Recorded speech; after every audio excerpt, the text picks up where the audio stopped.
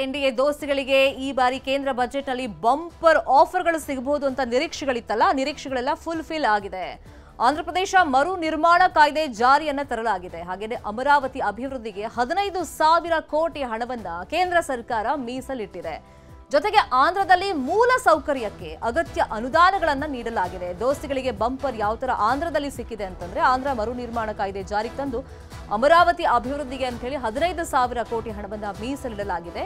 ಮುಂದಿನ ವರ್ಷದಲ್ಲಿ ಇನ್ನೂ ಹೆಚ್ಚು ಅನುದಾನ ಸಿಗುವಂತ ವಿಶ್ವಾಸ ಆಂಧ್ರಪ್ರದೇಶಕ್ಕೆ ಕೇಂದ್ರ ಸರ್ಕಾರ ಕೊಟ್ಟಿದೆ.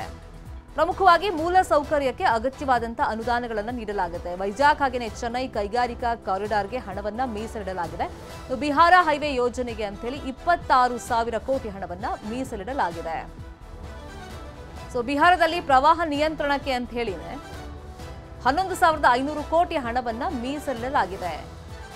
ಮೊದಲೇ ಚಂದ್ರಬಾಬು ನಾಯ್ಡು ಹಾಗೆ ನಿತೀಶ್ ಕುಮಾರ್ ಅವರು ನಮಗೆ ಅಂದ್ರೆ ಮಿತ್ರ ಪಕ್ಷಗಳಾದಂತ ನಮಗೆ ನಮ್ಮ ನಿರೀಕ್ಷೆಗಳೇನಿದೆ ಅದೆಲ್ಲ ಫುಲ್ಫಿಲ್ ಮಾಡಬೇಕು ಅಂತ ಹೇಳಿ ಬೇಡಿಕೆಯನ್ನ ಇಟ್ಟಿದ್ರು. ಅದರಂತೆ ಈಗ ಕೇಂದ್ರ ಬಜೆಟ್ನಲ್ಲಿ ದೋಸ್ತಿಗಳಿಗೆ ಬಂಪರ್ ಆಫರ್ ಅನ್ನು ನೀಡಲಾಗಿದೆ. ಬಿಹಾರದಲ್ಲಿ ಕಾಶಿ ಮಾದರಿಯ ಟೆಂಪಲ್ ಕಾರಿಡಾರ್, ಗಯಾ ಹಾಗೆಯೇ ಬೋಧ್ ಗಯಾದಲ್ಲಿ ದೇಗುಲಗಳ ಅಭಿವೃದ್ಧಿಯನ್ನ ಮಾಡಲಾಗುತ್ತೆ. ಇನ್ನು ನಳಂದ ಹಾಗೆಯೇ ರಾಜ್ಗಢ ಕಾಶಿ ಕಾರಿಡಾರ್ ಮಾದರಿ ಅಭಿವೃದ್ಧಿಯನ್ನ ಮಾಡಲಾಗುತ್ತೆ. ಇದು ದೋಸ್ತಿಗಳಿಗೆ ಕೇಂದ್ರ ಬಜೆಟ್ನಲ್ಲಿ ಸಿಕ್ಕಿರುವಂತಹ ಬಂಪರ್ ಆಫರ್.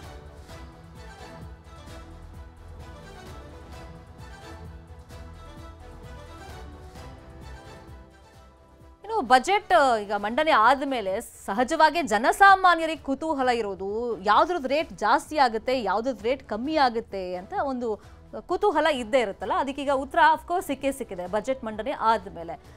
ಅಗ್ಗ ಯಾವ್ದಾಗಿದೆ, ದುಬಾರಿ ಯಾವ್ದಾಗಿದೆ ಅದ್ರ ಬಗ್ಗೆ ಈಗ ಇನ್ ಡೀಟೇಲ್ ಆಗಿ ನಿಮ್ಮ ಮುಂದೆ ಇನ್ಫಾರ್ಮೇಶನ್ ಅನ್ನು ನಾನು ಇಡ್ತಾ ಹೋಗ್ತೀನಿ.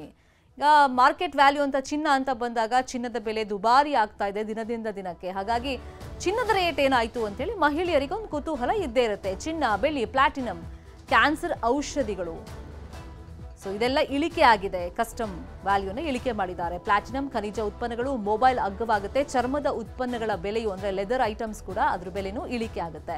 ಇನ್ನು ಸೋಲಾರ್ ಪ್ಯಾನೆಲ್ ಆಮದಾಗುವಂತ ಬಟ್ಟೆ ದುಬಾರಿ ಆಗುತ್ತೆ. ಅಗ್ಗ ಯಾವುದು ಅಂದ್ರೆ ಚಿನ್ನ, ಬೆಳ್ಳಿ, ಪ್ಲಾಟಿನಂ ಮತ್ತೆ ಕ್ಯಾನ್ಸರ್ಗೆ ಸಂಬಂಧಪಟ್ಟಂತ ಔಷಧಿಗಳು, ಚರ್ಮದ ಉತ್ಪನ್ನ, ಲೆದರ್ ಐಟಮ್ ಇದೆಲ್ಲ ಅಗ್ಗವಾಗುತ್ತೆ. ದುಬಾರಿ ಯಾವ್ದಾಗುತ್ತೆ ಅಂತಂದ್ರೆ ಸೋಲಾರ್ ಪ್ಯಾನೆಲ್ ಆಮದಾಗುವಂತ ಬಟ್ಟೆ, ಫ್ಲೆಕ್ಸ್, ಬ್ಯಾನರ್ಗಳ ದರ ಏರಿಕೆ ಮಾಡಲಾಗಿದೆ.